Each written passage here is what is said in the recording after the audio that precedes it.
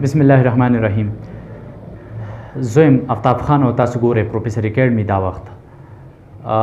तासु ज़मूंगा चैनल पे यूट्यूब बाने तर उसे सब्सक्राइब करी नहीं नो तासु मेहरबानी के ज़मूंग चैनल प्रोफेसर एकेडमी सब्सक्राइब के बेल आइकन प्रेस के ज़कचे तासु ज़मूंगा ताज़ा तरीन वीडियोज़ द एजुकेशन पे हवाले बानी तर ला सकेगी वीडियो बतर एंड अप हो रहे लाजिम गोरे ज़मूंग सरा vectors The vectors, the definition pa hawala bandi mali kili diche a physical quantity which is completely described by its magnitude with proper unit as well as direction. ठीक शो मुंगे चे आगा quantity physical quantity चे हागा मुंग completely बयानवली शो मुकम्मल तौर अलागे नमुक तब समझ के राजी चे दागे the magnitude सरा proper magnitude मतलब magnitude सरा unit भी और proper direction भी نو هغه کوانټیټیز چې د هغې د بیانولو لپاره د دې دریو خبرو ضرورت وي نو دې ته مونږ په فزیکل کوانټیټیز کې مونږ ته الریډي پته ده چې دوه کوانټیټیز دي بیسیکلی فزیکل کوانټیټیز آر کیټیګرایزډ انټو ټو کوانټیټیز ون از ا سکیلر کوانټیټي اینڈ د ادر از ا ویکټر کوانټیټي نو په سکیلر خو بیا مونږ سکیپ کړی دی د هغې ضرورت دلته بیانولو نشته خو په ویکټر کې مطلب مونږ وایو چې دا درې خبرې د لپاره د بیانیې لپاره یا د کمپلیټ انډرسټینډینګ لپاره زموږ سره دا درې خبرې لازمي دي چې د هغې به میګنیچیوډ وي پراپر یونټ به وي او پراپر ډایرکشن به وي لکه څنګه مونږ وایو چې دلته به مونږ ووایو چې د هغې زموږ سره سي میګنیچیوډ وي اولنۍ خبره دا شو چې د هغې میګنیچیوډ وي هغه یونټ فزیکل کوانټیټي چې د هغې میګنیچیوډ وي دویمه خبره چې د هغې پراپر یونټ وي او دریمه خبره چې د هغه ډایرکشن وي چې دا درې خبرې زموږ سره کله په یو فزیکل کوانټیټیز کې درنه سپیسیفای کیږي نو وی کین کیټیګرایز دس کوانټیټي اینڈ this quantity can be treated as a vector quantity. Okay, now د دې example زموږ سره دی پر example مونږ اخلو displacement velocity acceleration دا درې واړه زموږ سره تاسو نور example زما غستې شي پر example تاسو ټارک غستې شي چې دا زموږ سره یو vector quantity ده اور د دې نه علاوه تاسو نور هم سوچ کولی شئ چې زموږ سره دا درې خبرې په یو کوانټیټي کې دننه موجود کېدی شي پاسبلی نو هغه به زموږ سره ویکټر کوانټیټیز دي نو ډسپلیسمنټ زموږ سره ویکټر کوانټیټي ده ځکه چې موږ ډسپلیسمنټ انډرسټینډ کولو دپاره موږ ته پکار ده چې میګنیچیوډ به وي یونټ به وي او پراپر ډایرکشن به وي دغه شانتي د ویلاسټي دپاره هم دا درې خبرې ضروري دي اور اس کے علاوه جو ہے ہمارے ساتھ ایکسیلریشن هم زموږ سره ویکټر کوانټیټي ده ټیک ده نو بریف ډسکشن په دې هر څیز باندې او بس ډېرې خبرې به نه کوو خو مطلب دا زموږ سره سټریټ فارورډ چې دا درې خبرې سټیسفای کړي دا درې پوینټس پکې موجود وي یا دا درې دا زموږ سره ویکټر کوانټیټیز دي اوس راځو موږ سره په فزیکس کې ویکټر ریپرزنټیشن دی چې آیا موږ به ویکټر ریپرزنټ کوو څنګه ریپرزنټیشن مطلب دا دی چې ویکټر به موږ ظاهرو څنګه موږ ته به څنګه پته لګي په فزیکس کې چې یاره دا کوانټیټي چې دا دلته زموږ سره ویکټر ده ټیک ده نو د هغې د ریپرزنټیشن یا د ظاهرولو دپاره زموږ سره دوه مین ریپرزنټیشن دي هغه یو زموږ سره دا سیمبالیکل ریپرزنټیشن یا سیمبالیکلی ریپرزنټیشن اور دویمه دغه چې د ریپرزنټیشن هغه زموږ سره ګرافیکلی ده نو سیمبالیکلی ګرافیکلی په فزیکس کې اور ساينس کې خاص کر فزیکس کې مونږه ویکټرز چې دي په دوه طریقو دوه مین طریقو باندې هغه ریپرزنټ کولی شو ون میتھډ از ا سیمبالیکل میتھډ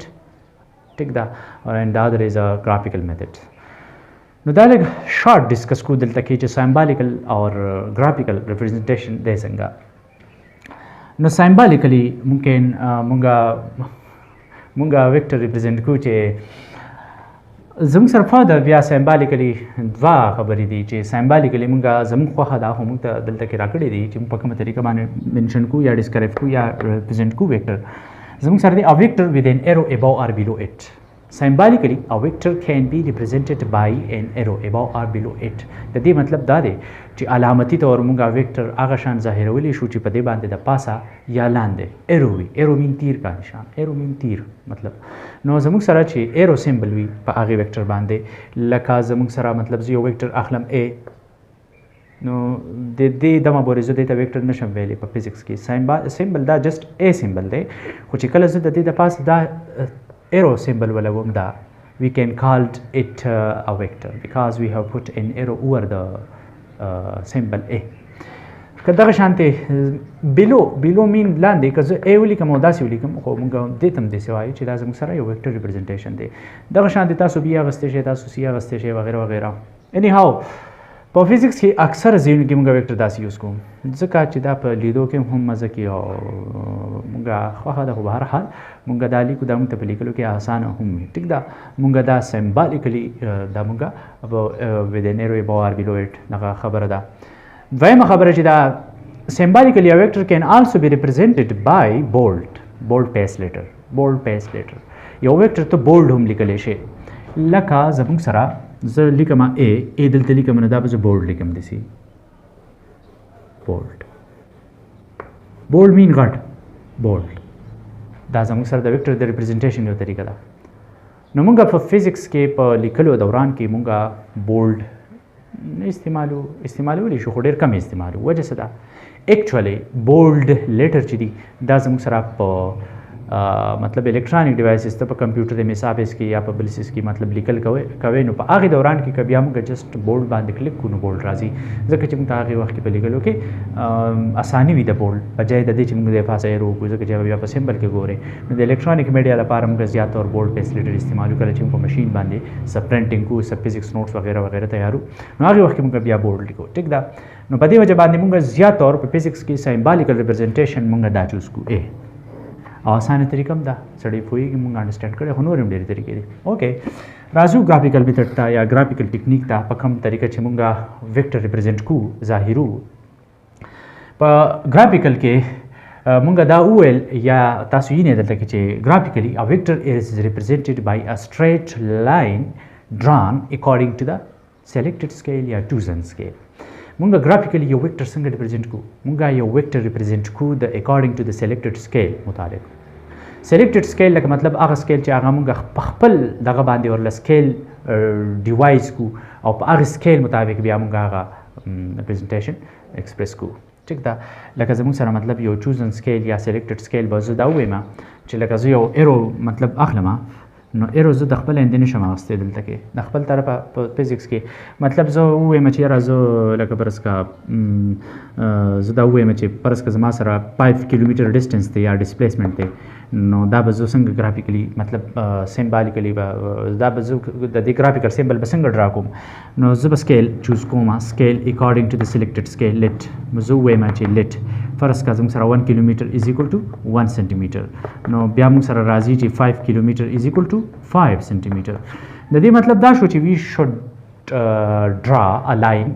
which contains just a length of 5 centimeter موږ به داسې لاین ډرا کړو چې هغه صرف او صرف 5 سنټیمیټر باندې مشتمل وي نو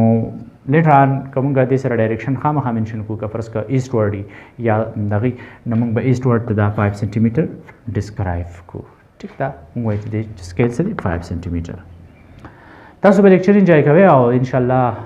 زه اوس نیکسټ ټاپک چې زموږ هم دی هغې طرف ته به ځم ریفرنس ایکسس یا کوارډینیټ ایکسس ته د ویکټر الجبرا انډرسټینډ کېدو نه مخکې موږ ته دا پکار دی چې موږ دا انډرسټینډ کړو چې یار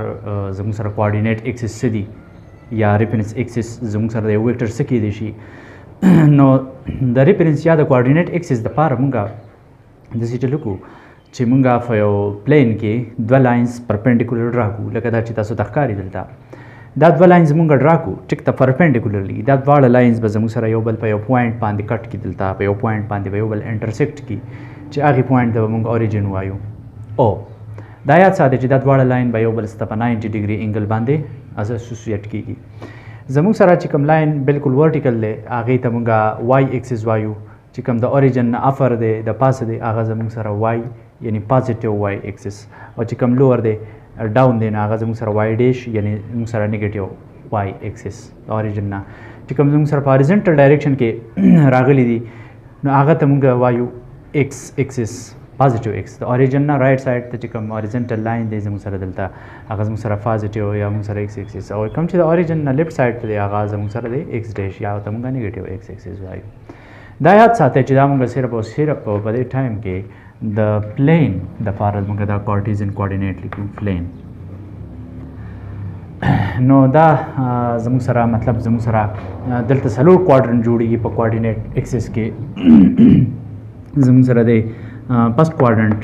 او دا به زموږ سره شي سیکنډ کوارډرنټ او دا به شي تھرډ کوارډرنټ او دا به شي فورث کوارډرنټ بهرحال زموږ سره دا زموږ سره چې کوم دی ریفرنس ایکسس دی یا زموږ سره کوارډینیټ ایکسس دی اوس راځو کارټیزین یا زموږ سره دی ریکټینګولر کوارډینیټ سیستم نو دا موږ داسې ډیفاین کو کارټیزین چې د سیستم اف کوارډینیټ ایکسس دا سیستم یادي الریډي موږ کوارډینیټ ایکسس ډسکس کړو ٹھیک شو موږ وایو چې د سیستم اف کوارډینیټ ایکسس in which we use x and y component of a vector هغه سیستم یو کوارډینیټ سیستم چې په هغې کې موږ د یو ویکټر x او y کمپوننټ څه کو ډسکرایب کو یا یوز کو هغه کوارډینیټ ایکسس چې په هغې کې موږ د یو ویکټر x او y کمپوننټ یوز کو نو زموږ سره فردر دا بیا په دوه کټګري کې ډیوایډ شوي دي کوارډینیټ یا ریکټینګولر کوارډینیټ سیستم چې دی هغه په دوه کټګري کې کټګرایز شوی دی یو زموږ سره د two dimensional coordinate system او بل زموږ سره الریډي مالي دلته دغه کړی دی 3 dimensional coordinate system نو په 2 dimensional کې او په 3 dimensional coordinate system کې زموږ سره صرف او صرف یو ډیفرنس دی